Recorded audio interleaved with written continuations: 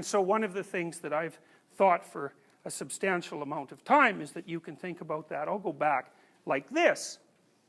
When you're thinking about the structure of the world, and one element of the structure is that there's the place, those are two serpents, by the way, I just found out about that recently, two snakes, a very common mythological motif.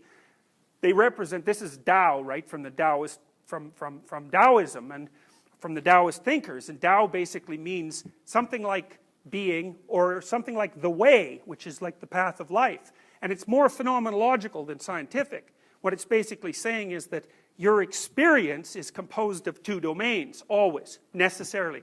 One domain is the orderly domain, and the orderly domain is the place where when you act, what you expect happens, or more precisely, it's the place where when you act, what you want happens.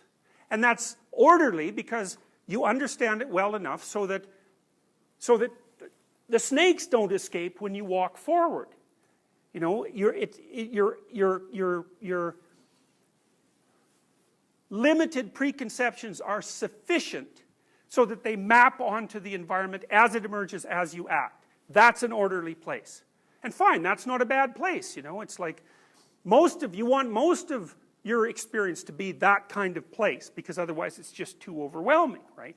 But the problem with order is that you can have too much order, and all the variability of your experience can be pushed out, and then you get bored. So the answer isn't total order, and we've also talked about what happens when the answer becomes total order, right? Because that's the totalitarian solution. And we kind of think that maybe it's grounded in, not only in fear, but also in disgust, or maybe mostly in disgust. And so the opposite of the orderly domain seems to be the chaotic domain. And the chaotic domain is where you are when you don't know where you are.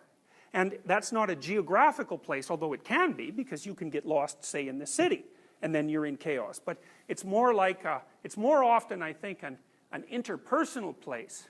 You know, I think people encounter chaos most often, in its deep sense, when their relationships with other people go seriously wrong. And so that's when you're confronted with all the things you don't know. It also happens to you a lot when you're interacting with complex technological machinery, and it fails on you. Because as soon as it fails, it's like, well, at one second it's your little gray box with keys that you could push, and at the next second it's God only knows what. And you are certainly not capable of, generally speaking, of dealing with that.